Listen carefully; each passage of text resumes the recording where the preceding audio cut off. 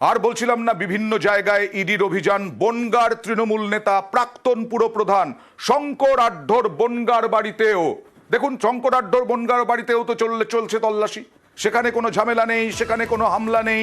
উত্তর 24 পরগনায় ইডির জোড়া হানা অভিযান এবং সেখানে কেন্দ্রীয় নিরাপত্তা বাহিনী গোটা বাড়িটা ঘিরে ফেলেছেন। কথা বলবো অনিরুদ্ধর সঙ্গে। অনিরুদ্ধ, কি অবস্থা এখন? কখন এসেছেন ইডি আধিকারিকরা? কত ঘন্টা হলো? এবং রেশন বন্টন দুর্নীতিতে কি জানা যাচ্ছে? শঙ্কর আঢ্য কিভাবে অভিযুক্ত?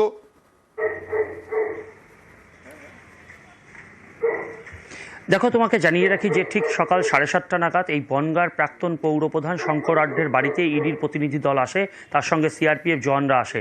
শুধু তার বাড়িতেই নয়, অর্থাৎ বনগাঁ সহ গাইঘাটা সহ মোট 5 জায়গাতে শঙ্কর আঢ্যের এই 5 জায়গাতেই কিন্তু হানা দিয়েছে। দীর্ঘ 5 ঘন্টা অতিক্রম করেছে। তারা নানা রকমের জিজ্ঞাসাবাদ করছেন।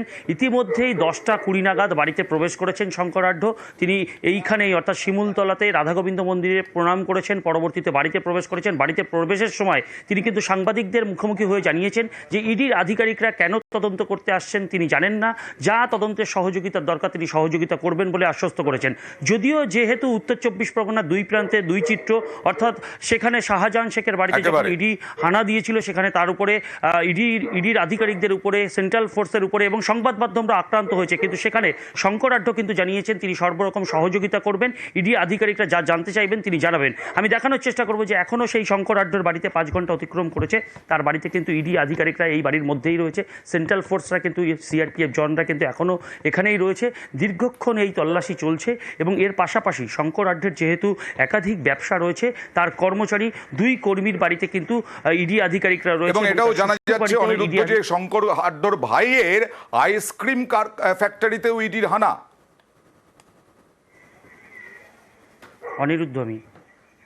অনিরুদ্ধ হ্যাঁ, দেখো, একদমই তোমায় জানিয়ে রাখি যে গাইঘাটার দোগাছিয়াতে যে আইসক্রিম কারখানা, সেই আইসক্রিম কারখানাতেও ইডি হানা দিয়েছে। মোট 5 জায়গাতে একইভাবে এই ইডি দপ্তরের থেকে হানা দিয়েছে। সিআরপিএফ জওয়ানদের সঙ্গে নিয়ে তারা জানবার চেষ্টা করছে যে আর্থিক লেনদেনের ক্ষেত্রে কোনো রকম বেনিয়ম হয়েছে কিনা বা শঙ্কর আঢ্য এই আর্থিক বেনিয়মের সঙ্গে যুক্ত কিনা সে বিষয়ে দীর্ঘক্ষণ ধরে এই তল্লাশি চলছে। ইতিমধ্যেই 5 ঘন্টা অতিক্রম করেছে। এখনও কিন্তু এই যে তল্লাশি, সেই তল্লাশি কোনো সারবত্তা এখনও পাওয়া যায়নি। আচ্ছা, অনিরুদ্ধ আসবো। কত ঘন্টা তল্লাশি চলায়, কত ঘন্টা জিজ্ঞাসাবাদ চলে, সেই ছবি আমরা দেখাবো। আমরা পরবর্তী নিশ্চয়ই পরিস্থিতি আপনাদের সামনে নিয়ে আসবো। তবে শ্বশুর বাড়িতেও, শঙ্কর আঢ্যর শ্বশুর বাড়িতেও তল্লাশি চালাচ্ছে। অনুপের সঙ্গে কথা বলবো। অনুপ, শঙ্কর আঢ্যর শ্বশুর বাড়িতেও কেন?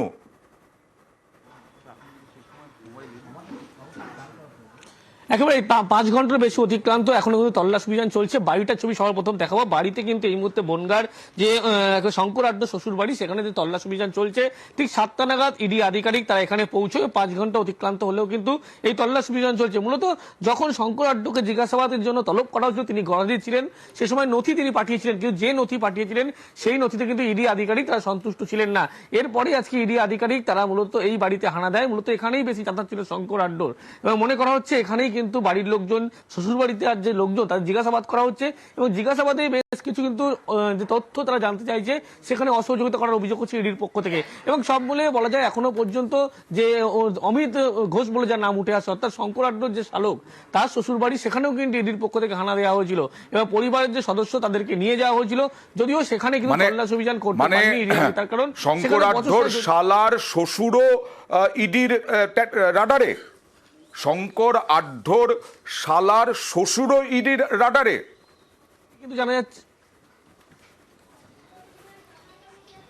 একেবারে এমনটাই কিন্তু ইডি সূত্রে খবর। সেই কারণেই মূলত শ্যামল ঘোষ, যে শঙ্কর আঢ্য শালকের কিন্তু একেবারে শ্বশুর বাড়ি, সেখানে হানা দিয়েছিল। সেখানে গিয়ে যখন কথা বলে, সেখানে কিন্তু ইডি আধিকারিকের সঙ্গে বচসায় জড়িয়ে পড়ে। পরবর্তী ক্ষেত্রে অমিত ঘোষ, অর্থাৎ শঙ্কর আঢ্য যে শালক, তার খোঁজ করা হয় তার স্ত্রীর কাছ থেকে, প্রিয়াঙ্কা ঘোষের কাছ থেকে। তিনি কিন্তু তার সঙ্গে যোগাযোগ নেই এমনটা জানায়।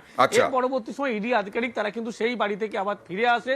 পরবর্তী ক্ষেত্রে দেখা যায় শঙ্কর আঢ্যর এই যে বাড়ি বনগাঁ এলাকা, সেই বাড়িতে কিন্তু আবারও তল্লাশ অভিযান চলছে।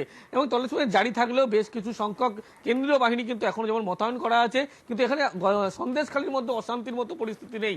এখানে কিন্তু সকাল থেকেই যে তল্লাশি অভিযান চলছে, বেশ কিছু গুরুত্বপূর্ণ নথির জন্যই কিন্তু একেবারে তল্লাশি অভিযান করছে। জ্যোতিপ্রিয় মল্লিককে যখন জিজ্ঞাসাবাদ করা হয়, সেই জিজ্ঞাসাবাদেই কিন্তু উঠে এসেছিল এই ভাইস যে প্রাক্তন যিনি চেয়ারম্যান বনগাঁ পৌরসভার, তার নাম। পরবর্তী ক্ষেত্রে কিন্তু ইডি আধিকারিক তাকে তলব করে, কিন্তু আচ্ছা। হাজির থাকলেও বেশ কিছু নথি পাঠায়। সেই নথি কিন্তু জবাবে সন্তুষ্ট ছিল না বলে তাকে তলব করা হয়েছিল। শেষমেশ তার বাড়িতে হানা, এবং শুধুমাত্র একটি বাড়ি নয়, 5টি জায়গায় কিন্তু সব মিলিয়ে হানা দিয়েছে। এই তল্লাশি অভিযান কিন্তু এখনো পর্যন্ত চলছে। এই তল্লাশি অভিযান এখনো পর্যন্ত চলছে। শঙ্কর আঢ্যকে বারবার ডেকে পাঠানো হয়েছিল, তলব করা হয়েছিল, তিনি যাননি ইডিতে, সিজিও কমপ্লেক্সে। এবার ইডি হানা দিল। এখনো পর্যন্ত একেবারে সব জায়গায় চলছে ইডির হানা। শঙ্কর আঢ্য যখন বাড়ি ঢোকেন ঠিক সেই সময় কি বললেন দেখুন। তাদের কাজ তারা করছে, দেখতে যতখানি কি জন্য এসছে সেগুলো দেখে। কি বিষয় হানা এখনো কিছু